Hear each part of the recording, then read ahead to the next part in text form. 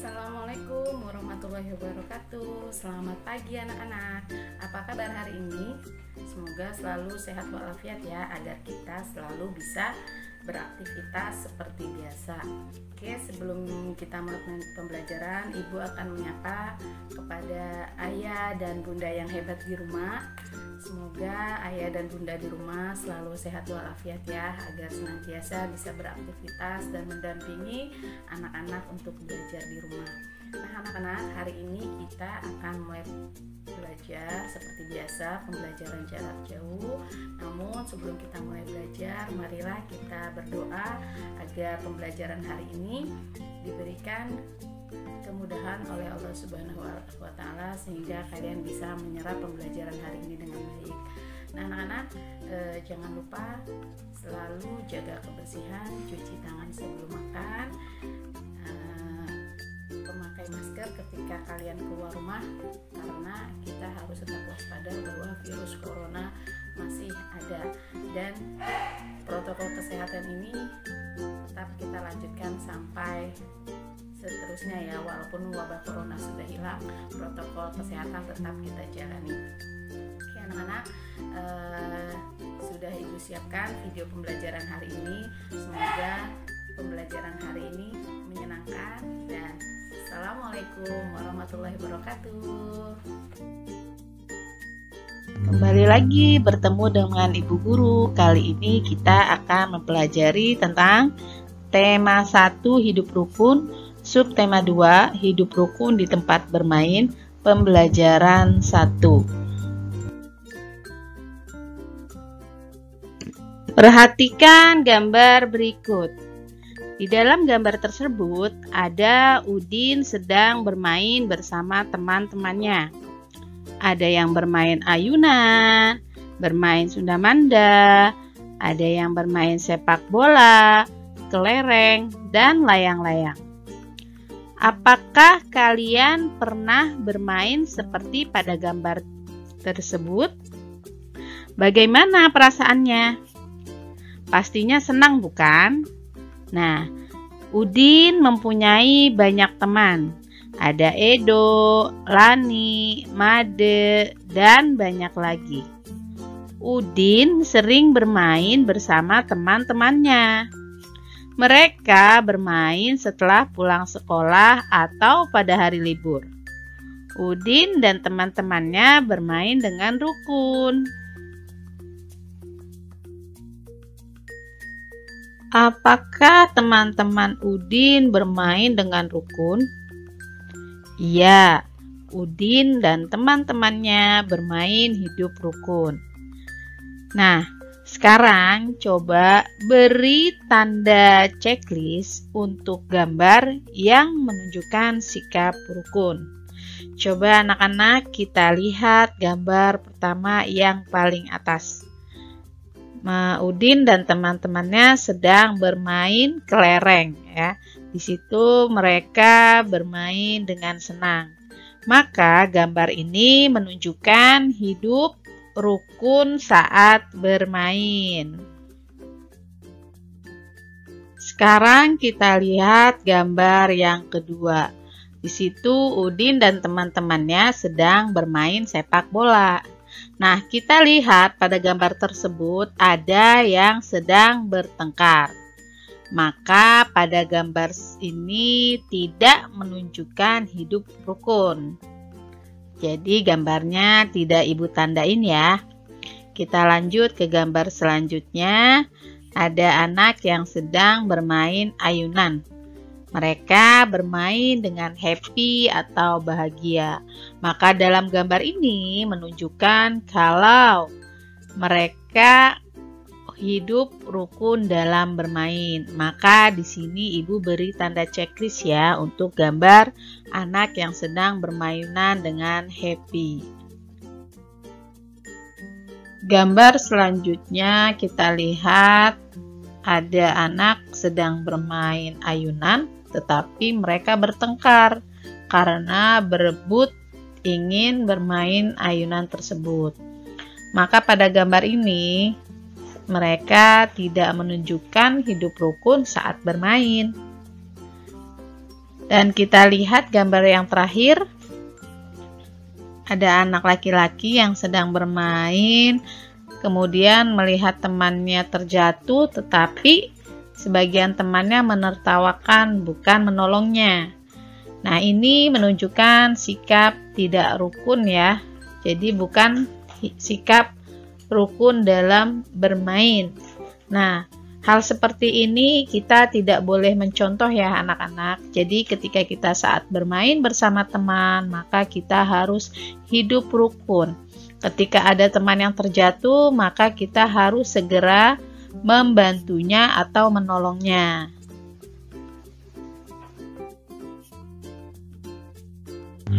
Apakah kamu sering bermain bersama temanmu?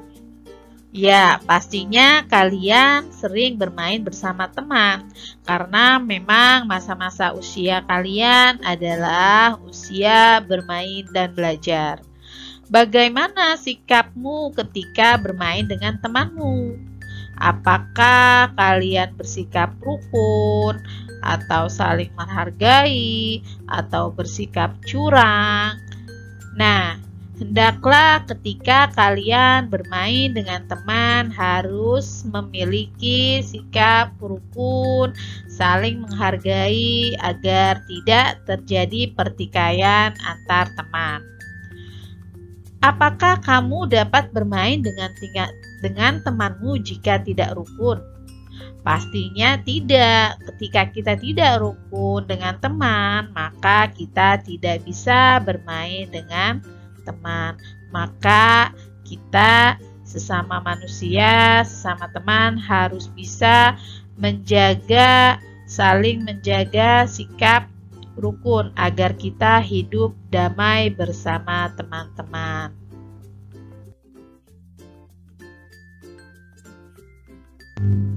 Bacalah percakapan di bawah ini dengan nyaring. Udin berkata, "Dok, ayo kita bermain kelereng di lapangan."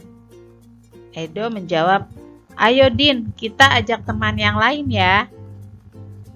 Kemudian Udin menjawab, "Boleh saja Do, semakin banyak teman akan lebih menyenangkan." Kemudian Edo menjawab, "Tapi Din, aku tidak bisa membawa sepedaku ke lapangan dan sepedaku bocor." Kemudian Udin menjawab, "Tidak apa-apa Dok, ayo aku bonceng naik sepedaku." Udin dan Edo mengajak semua teman bermain. Mereka tidak memilih teman. Nah, di sini Udin mengajak Edo untuk bermain kelereng di lapangan. Kemudian Edo pun ingin mengajak teman yang lain. Tetapi Udin tidak bisa membawa sepeda karena ban sepedanya bocor. Nah, di sini Edo menawarkan pertolongan kepada Udin agar Udin ikut bonceng naik sepedanya.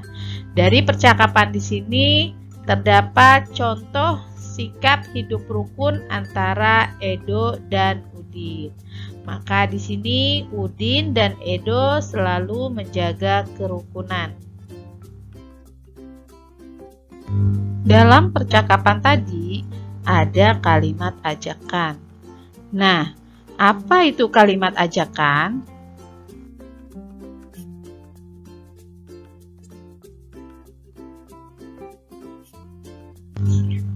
Kalimat ajakan adalah kalimat yang mengajak seseorang untuk melakukan sesuatu.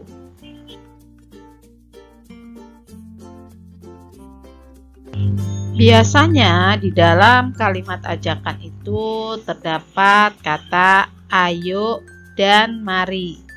Jadi dalam kalimat ajakan itu biasanya diawali dengan kata ayo dan mari.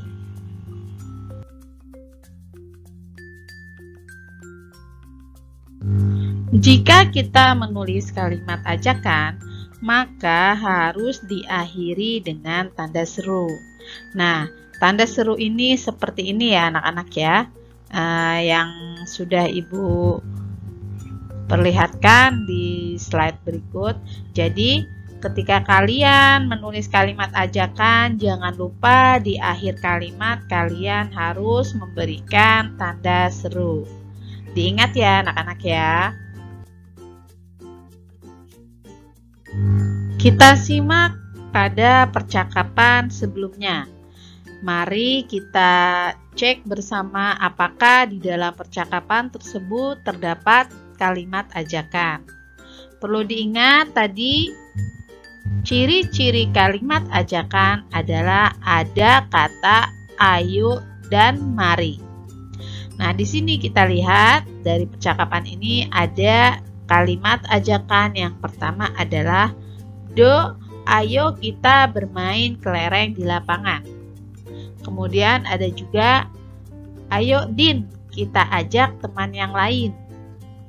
Nah, selanjutnya kita ketemu lagi dengan kalimat ajakan yaitu ayo aku bonceng naik sepedaku. Nah, kenapa kalimat tersebut disebut dengan kalimat ajakan? Karena pada kalimat tersebut ada kata ayo. Jangan lupa setiap kalimat ajakan harus diakhiri dengan tanda seru. Nah, berarti ketika kalian mengajak teman bermain dengan mengucapkan ayo, berarti kalian telah mengucapkan kalimat ajakan.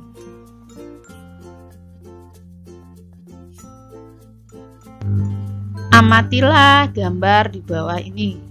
Nah, di sini ada 3 gambar. Jadi di sini kita mencoba menyusun 3 gambar ini menjadi sebuah cerita. Coba kita perhatikan dulu percakapannya. Pada gambar pertama ada percakapan, setelah bermain, mari kita rapikan tempatnya untuk menjaga kebersihan. Nah, kalimat pada gambar kedua tidak ada percakapan. Kita lihat gambar ketiga ada percakapan, Made, ayo kita bermain kelereng di lapangan. Kemudian si Made menjawab, ayo Din, aku mengambil kelerengku terlebih dahulu ya. Nah, di sini kita lihat percakapan di antara 3 gambar berikut. Pada gambar pertama ada kalimat setelah bermain, mari kita rapikan tempatnya untuk menjaga kebersihan. Apakah kalimat setelah bermain ada di gambar pertama? Sepertinya tidak mungkin dia ada di pertama ya, karena dia ada kata setelah bermain. Jadi kita mencoba mencari gambar yang harusnya berada di urutan nomor 1. Kita lihat kalimat yang kedua, kita tidak ada percakapan, kita lihat yang ketiga. Di situ ada Udin mengajak Made bermain kelereng di lapangan. Nah, karena pada gambar ketiga ini terdapat kalimat ajakan, maka ini kita urutkan menjadi gambar nomor 1. Nah, setelah mengajak pastinya akan bermain. Nah, kita lihat gambar kedua, Udin, Made, dan temannya sedang bermain kelereng. Maka untuk urutan kedua adalah pada gambar di nomor 2.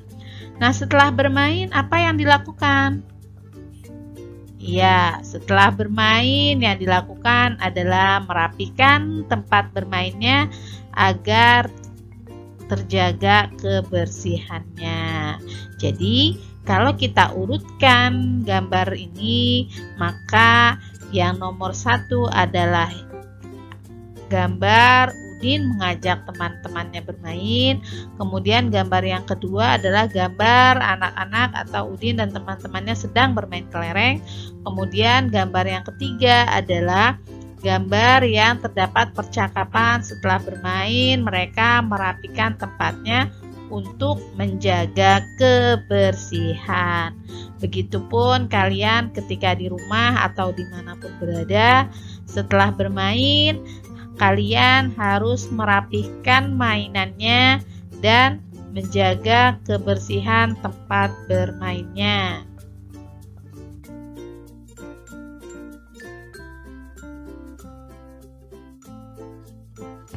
Di lapangan, teman-teman Udin sedang bermain.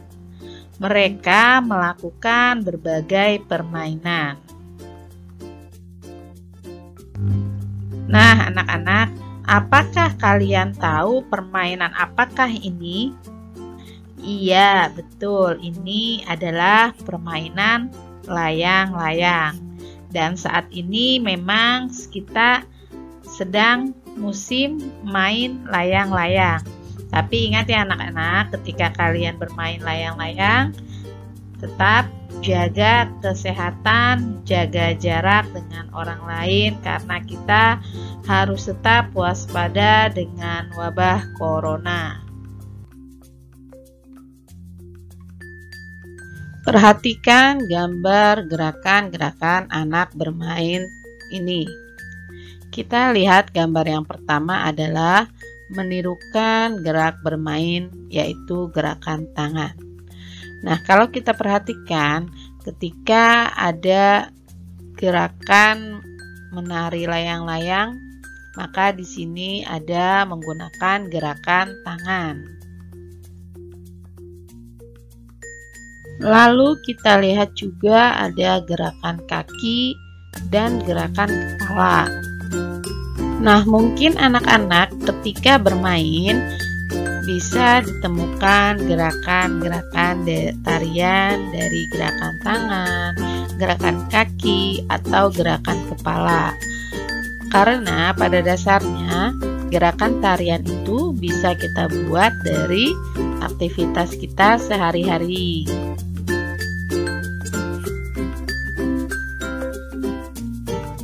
Udin dan Edo membawa kelereng. Kelereng Udin ada 115. Kelereng Edo ada 124. Nah, perhatikan banyak kelereng itu bila digambarkan dengan kubus satuan. Jika kalimat di atas kita gambarkan, maka gambarnya seperti ini. Ada satu kubus ratusan, ada satu kubus puluhan, dan ada 5 kubus satuan. Ini untuk gambar kelereng Udin. Nah, untuk kelereng Edo ada gambar 1 ratusan kubus, 2 puluhan kubus, dan 4 satuan kubus. Coba kita perhatikan dan simak bersama ya. Kita lihat untuk kelereng Udin. Jadi di sini 1 kubus ratusan kita tulis dengan angka 100. Kemudian 1 kubus puluhan kita tulis dengan angka 10 dan 5 kubus satuan kita tulis dengan angka 5. Perhatikan juga untuk gambar kelereng Edo. 1 kubus ratusan ini kita tuliskan dengan angka 100, kemudian 2 kubus puluhan ini kita tuliskan angka 20, dan 4 kubus satuan ini kita tuliskan dengan angka 4. Perhatikan puluhannya. 10 kurang dari 20, maka kubus yang lebih banyak adalah 20. Jadi kelereng Udin lebih sedikit dari kelereng Edo.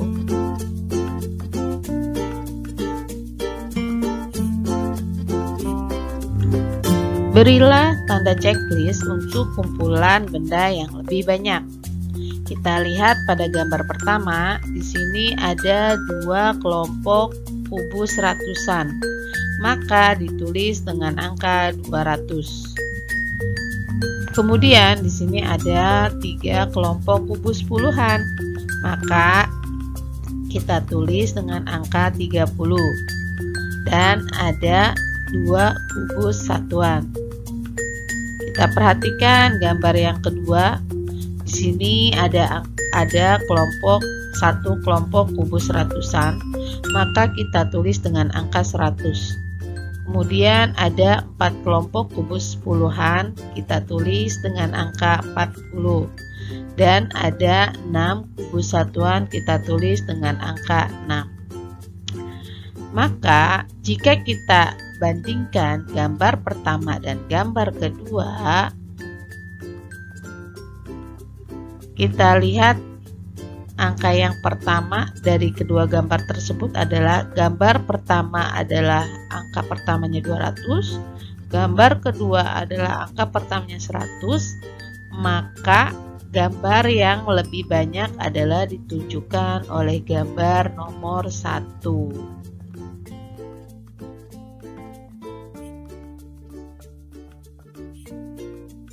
Kita lihat contoh berikutnya.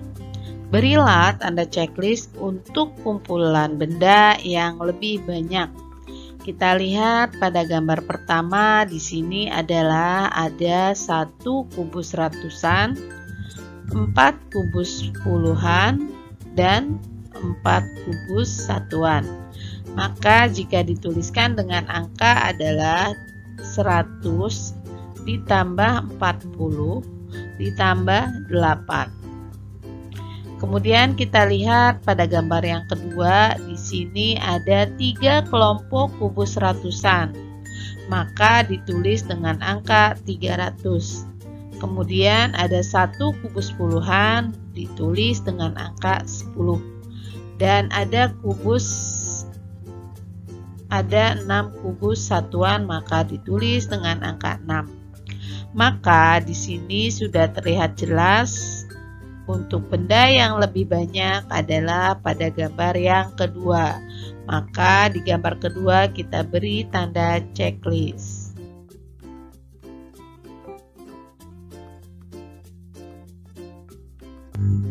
Kita lihat contoh berikutnya. Berilah tanda checklist untuk kumpulan benda yang lebih banyak. Di sini ibu guru punya gambar beberapa kantong kelereng. Nah, kita lihat gambar yang pertama. Di sini ada 1 kelompok kelereng yang berisi 10 kantong kelereng. 10 kantong kelereng ini menunjukkan angka 100 karena setiap kantong ini berisi 10 kelereng. Kemudian kita lihat lagi di sini ada 1 kelompok puluhan nih berisi 8 kantong kelereng. Maka ditulis dengan angka 80. Kemudian ada gambar 3 kelereng satuan, maka kita tulis di sini angka 3. Kita lihat gambar yang di bawah, ada 1 kelompok kelereng ratusan yang berisi 10 kantong kelereng, maka kita tulis di sini angka 100. Nah, kemudian ada 6 kantong kelereng puluhan, kita tulis di sini 60. Dan ada 7 kelereng satuan, kita tulis di sini angka 7. Maka, jika kita lihat gambar pertama dan gambar kedua, angka pertamanya adalah sama-sama 100. Kita lihat angka puluhannya. Pada gambar pertama menunjukkan angka puluhan 80, gambar kedua menunjukkan angka puluhan 60. Maka di sini sudah pasti yang paling banyak adalah gambar nomor 1. Maka kita beri tanda checklist pada gambar nomor 1.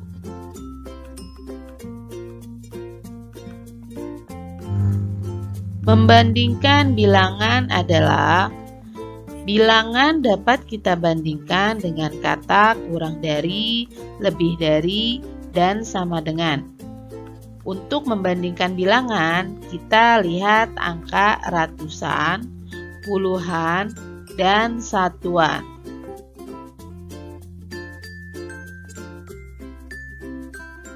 Perhatikan contoh berikut. Di sini ada angka 568. Kita pastikan di sini angka ratusannya adalah 5.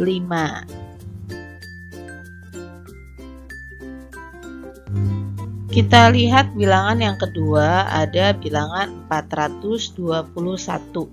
Maka di sini kita pastikan angka ratusannya adalah 4. Karena angka 5 lebih dari 4, maka kalimat perbandingannya adalah 568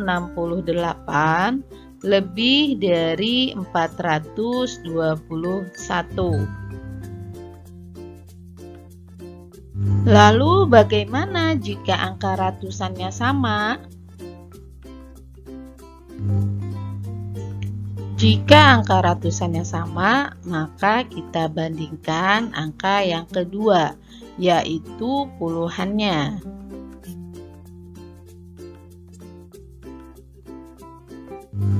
Kita lihat di sini ada dua contoh bilangan.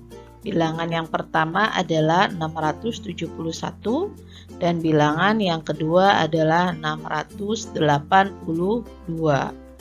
Kita lihat di sini nilai ratusannya adalah sama-sama angka 6. Karena nilai ratusannya sama, maka kita bandingkan dengan puluhannya. Kita lihat di bilangan 671 ini angka puluhannya adalah 7. Di bilangan 682 angka puluhannya adalah 8. Karena angka ratusannya sama, maka kita bandingkan dengan puluhannya. Angka 7 tadi kurang dari 8, maka kalimat perbandingannya adalah 671 kurang dari 682. Lalu bagaimana jika angka ratusan dan puluhannya sama? Jika angka ratusan dan puluhannya sama, maka kita bandingkan angka yang satuannya, yang letaknya ada di paling belakang.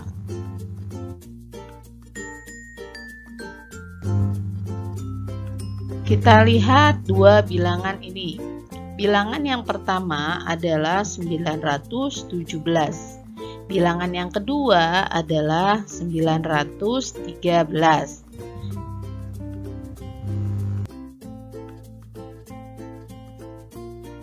Pada bilangan pertama, kita perhatikan kedua bilangan tersebut adalah memiliki angka ratusan yang sama dan angka puluhan yang sama. Maka di sini kita membandingkan nilai satuannya ya. Pada bilangan 917, angka satuannya adalah 7. Kemudian pada bilangan 913, angka satuannya adalah 3. Karena angka ratusan dan puluhannya sama, maka kita bandingkan angka satuannya. Angka 7 lebih dari 3, maka kalimat perbandingannya adalah 917 lebih dari 913. Tulislah lebih dari, kurang dari, atau sama banyak dengan teliti. Kita lihat gambar yang pertama. Di sini ada tumpukan buku. Pada gambar pertama ada tumpukan buku kelompok ratusan, ada tumpukan buku kelompok puluhan, dan ada buku satuan. Pada gambar pertama terdapat 3 kelompok buku ratusan. Maka di sini kita tulis dengan angka 300. Kemudian ada 3 tumpuk buku puluhan, maka kita tulis di sini 30 buku. Dan ada gambar buku 7 buku satuan. Kita lihat gambar yang kedua. Di sini ada 3 kelompok buku ratusan, 6 kelompok buku puluhan, dan 6 kelompok dan 6 buku satuan. Maka di sini jika dituliskan bilangan 300 ditambah 60 ditambah 6 sama dengan 366. Maka di sini jika kita lihat dari jumlah bilangan bukunya, 300 yang jumlah buku pada gambar pertama adalah 337, pada gambar kedua adalah 366, maka gambar A kurang dari gambar B. Nah, anak-anak, untuk pembelajaran hari ini kita cukupkan sampai di sini. Semoga apa yang Ibu Guru sampaikan, informasinya bisa sampai kepada kalian dan semoga paham apa yang sudah Ibu Guru sampaikan. Semoga pembelajaran hari ini bermanfaat untuk kita semua. Tetap semangat, jaga kebersihan, tetap jadi anak soleh, jadi anak yang baik, patuh terhadap orang tua ya. Terima kasih. Assalamualaikum warahmatullahi wabarakatuh.